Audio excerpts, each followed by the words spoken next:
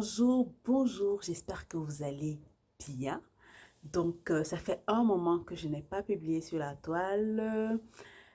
On va dire de manière générale que c'était pour des raisons de santé. Et j'étais aussi en vacances. C'est la rentrée et je suis de retour sur la toile sur YouTube.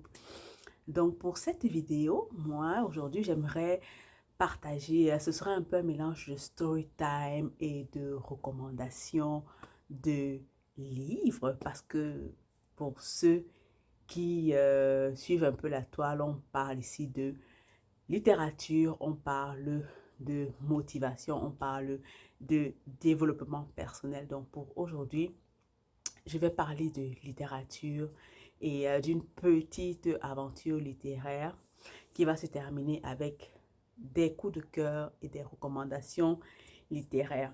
Donc, je travaille à côté d'un Jean Coutu ici dans ma vie. Et généralement, à la pause de midi, j'y vais pour flâner un peu. J'achète généralement des produits pour moi ou bien pour la famille. Et donc, voilà qu'un jour, je vais donc là à midi. Et généralement, j'aime bien aussi traîner autour du coin des livres, en fait. Là où ils vendent des livres, j'aime bien traîner de ce côté-là. Donc, ce midi-là, je regarde les livres et je ne m'attendais vraiment pas à ce que j'ai vu ce jour-là. J'aime beaucoup les livres de Mary Higgins Clark et de Mark Levy. Mary Higgins Clark, c'est, si on parle d'influence en littérature, c'est une des femmes, une des auteurs qui a une forte influence sur la façon dont j'écris parce que j'aime bien son style. Elle, euh, elle est, elle est fascinante et elle a un style d'écriture qui, elle se lit facilement. C'est vraiment des mots, elle utilise des mots simples, ses sujets, verbes, compléments, les phrases sont bien construites et tout. Et ses histoires sont fascinantes. Même si nous ne sommes pas dans le même genre, son style m'a beaucoup influencé. Et pour anecdote, anecdote, en fait, ma mère avait un de ses livres dans sa bibliothèque. J'ai commencé à lire des livres à l'école primaire, bien sûr, comme tout le monde. Et aussi, ma mère, comme je le disais, a des livres dans sa bibliothèque. Et Mary Higgins Clark faisait partie de ces auteurs-là. Et dans le premier livre de Mary Higgins Clark que je lis, s'intitule Le démon de la nuit. J'accroche et je dévore le livre. Et il y a quelques années, je vais à Bruxelles. Désolée la digression. Il y a quelques années, j'étais à Bruxelles et je suis tombée sur une librairie, un marché au plus des livres en fait qui vendait. Et j'ai trouvé toute la collection des livres de Mary Higgins Clark. À quoi je veux dire, il les vendait tellement, à un prix tellement abordable. C'était autour de 1 euro, 1 euro, 3 euros. J'ai dévalisé cette librairie-là. J'ai pris tous les livres de cet auteur-là parce que je m'étais dit, OK, un jour je serai chez moi, j'aurai ma petite bibliothèque dans laquelle j'installerai ce livre-là. Et je m'imaginais déjà, on va dire au coin du feu, un peu comme dans les films, une tasse de thé à la main que je siroterai en lisant tous les livres de cet auteur-là. Malheureusement, l'histoire ne s'est pas passée comme ça. J'ai quitté l'Allemagne, je me suis installée au Canada et il fallait voyager léger. J'ai dû malheureusement me débarrasser de beaucoup de choses donc, dans ma bibliothèque parce que j'avais amassé en Allemagne, j'avais amassé beaucoup de livres, je collectionnais beaucoup de livres que je lisais, que je gardais pour plus tard, dont les livres de Mary Higgins Clark. Malheureusement, je n'ai pas pu venir au Canada avec ces livres-là. Ce n'est pas grave. Au Canada, je me remets donc à la littérature. Et pour revenir donc à ma petite histoire, ce midi-là, je suis à Jean Coutu, je flâne et tout. Et donc, j'arrive au coin des livres et je tombe sur quoi? Je tombe sur deux auteurs que j'aime beaucoup. Mary Higgins Clark et Mark Levy. Mark Levy aussi, pour la petite histoire, je l'ai découvert quand quand je vivais au Sénégal.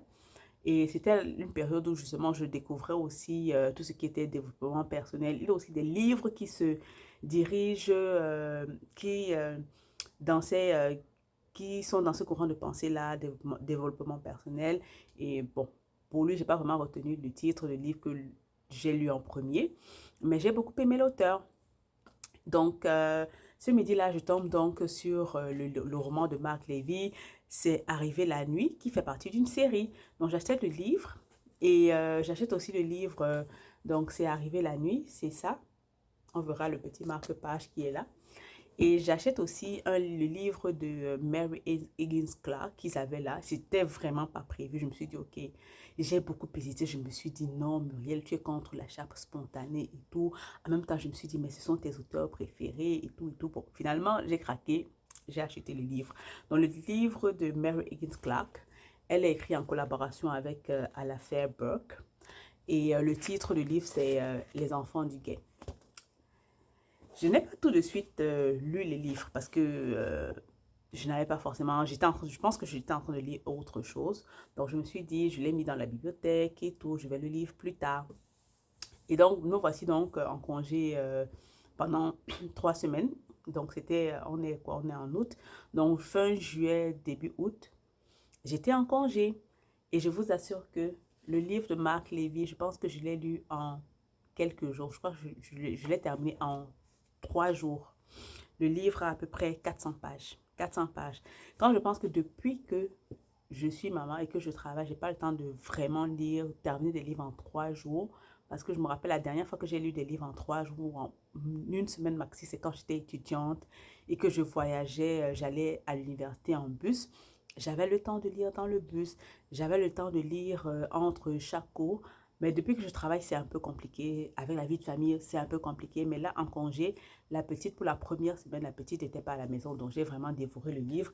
Et dès que j'ai dévoré le livre, j'ai continué avec celui de Mary Higgins Clark, Les enfants du guet. Pause publicitaire. Donc, comme tu le sais déjà, probablement, j'ai créé 2 jeux de société.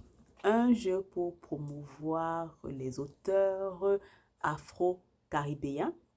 Ce jeu est disponible sur mon site internet murielbenca.ca. Donc, si tu habites au Canada et que tu voudrais faire découvrir ces jeux à tes enfants, tu as des invités à la maison et que tu aimerais bien distraire, je t'encourage à acheter ce jeu-là. Même si tu ne sais pas, même si tu n'es pas fan de littérature, tu peux le jouer le jeu peut se jouer de différentes manières. On peut le jouer sous forme de questions-réponses en équipe de 2, en équipe de 3. On forme des équipes de 2, on forme des équipes de 3 et on joue ensemble. Ou bien, ce que vous pouvez prendre, si vous n'êtes vraiment pas, mais vraiment pas adepte de littérature, vous pouvez vous fixer pour objectif de parcourir les cartes, de les mémoriser, c'est aussi un bon exercice de mémoire, et puis de ranger les cartes et maintenant de jouer à ce jeu de questions-réponses-là. Bien sûr, même si vous n'êtes pas fan, vous avez des jokers, vous pouvez vous avez la possibilité de consulter votre téléphone pour trouver le nom des auteurs. Vous avez aussi la possibilité de contacter un ami une amie pour vous donner la réponse avec les indices que vous avez. Donc, vous disposez de quelques minutes pour le faire. Donc, c'est vraiment très intéressant. On n'a pas vraiment beaucoup de jeux sur les auteurs de afro-caribéens. Donc, on dit toujours que la représentation africaine, afro-caribéenne n'est pas là. Donc, maintenant, voilà un jeu qui promeut justement, qui promeut cette représentation-là, qui promeut des auteurs de chez nous. Donc, comme on dit, encourager l'auteur, encourager l'artiste. Je vous invite à acheter ce jeu-là.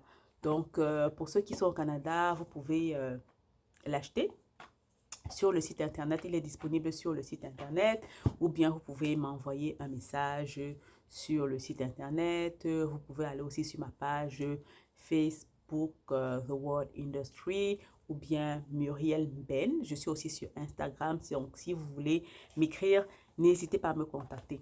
Donc, pour les personnes qui aimeraient aussi découvrir un peu la francophonie ontarienne, j'ai créé un jeu qui s'intitule Remue tes ménages, les leaders de la francophonie ontarienne.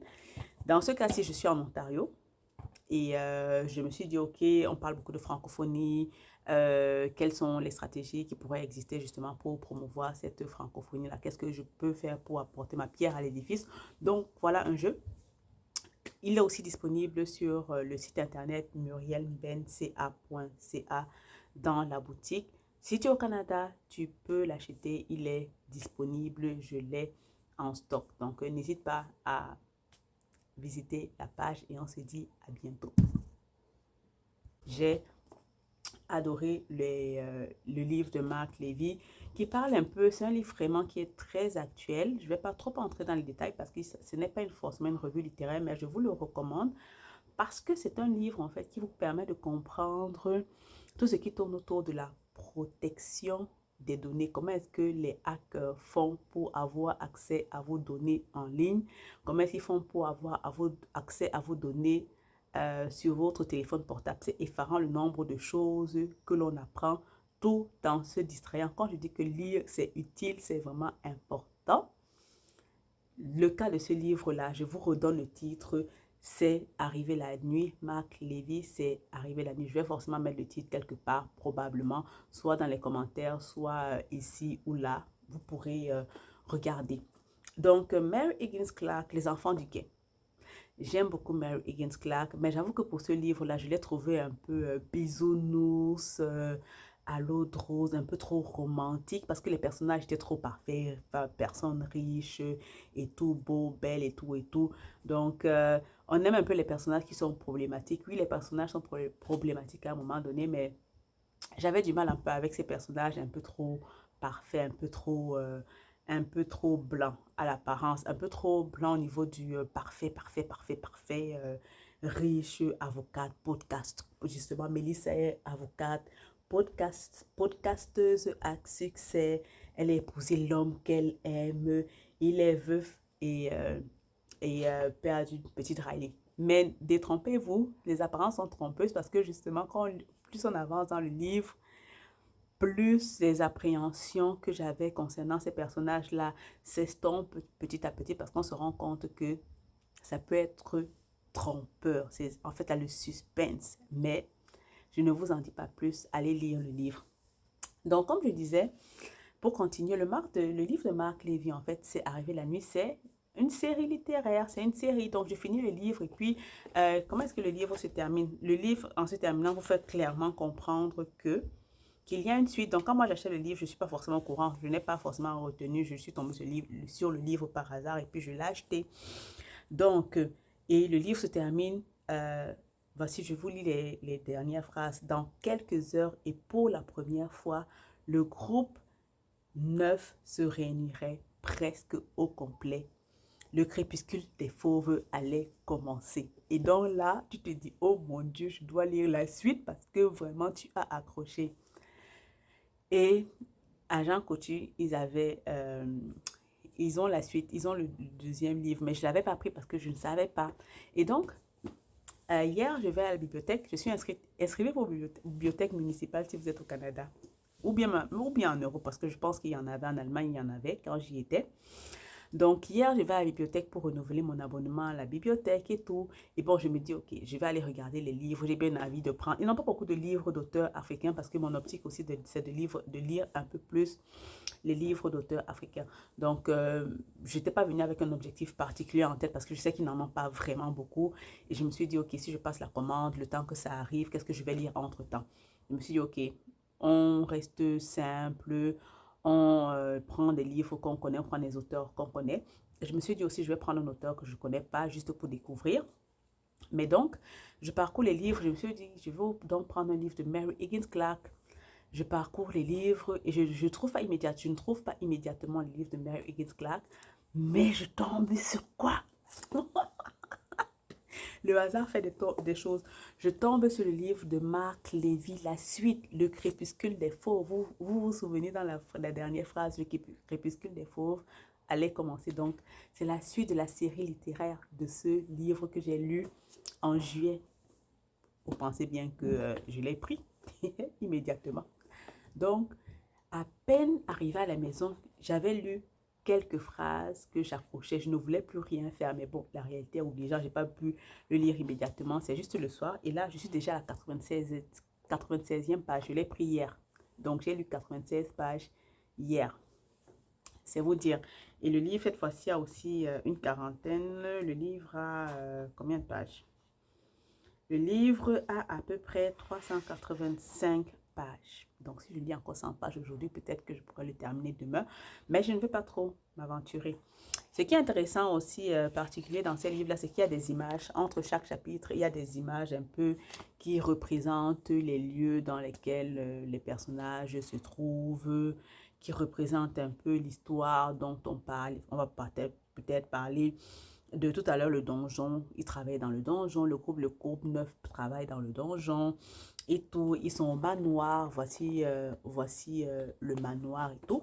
Donc, c'est vraiment très intéressant. Donc, je disais donc, j'ai donc aussi trouvé, j'ai pris un deuxième livre de Mary Higgins Clark, encore avec à l'affaire Burke. Et le titre, c'est Le piège de la belle au bois dormant. J'ai pris ce livre-là parce qu'il y a déjà un livre qui s'intitule La belle au bois dormant.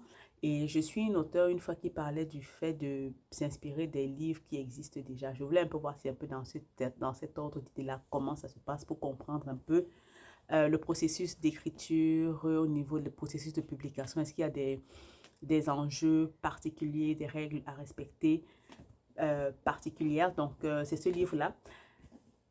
C'est pour ça que j'ai pris ce livre-là. Et il y avait plusieurs livres de l'auteur. Et donc, le dernier livre, je vous ai dit, je voulais aussi prendre un livre d'une auteure que je ne lis pas forcément tout le temps. Celle-ci, j'ai déjà essayé de la lire une fois. C'était un peu compliqué.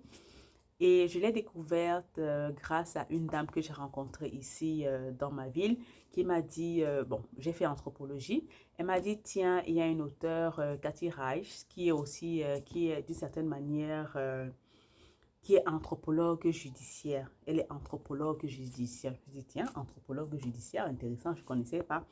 Donc, et justement, ces livres s'orientent un peu dans ça. On est un peu dans les enquêtes policières. Mais au niveau de l'anthropologie, elle étudie les os.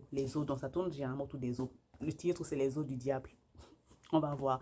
J'ai essayé de la lire une fois. Je n'ai pas vraiment accroché. Mais je vais essayer encore une fois de la lire. Donc, si, je ne sais pas, peut-être que je vous en parlerai. Donc, je dois lire, comme en résumé, j'ai pris combien de livres à la bibliothèque? J'ai pris 3 livres à la bibliothèque et ce sont des livres costauds. Ce sont des livres costauds. Donc, je vous dirai probablement ce que j'en ai pensé du point de vue littéraire, du point de vue d'auteur, comment est-ce que, quelles sont les stratégies employées, qu'est-ce que j'en ai pensé, peut-être on verra. Donc, merci de m'avoir écouté. Je vous souhaite une bonne semaine. Je vous souhaite de lire énormément et dites-moi en commentaire ce que vous lisez actuellement. Donc, on se dit à bientôt dans une nouvelle vidéo. Je l'espère bien. Bye!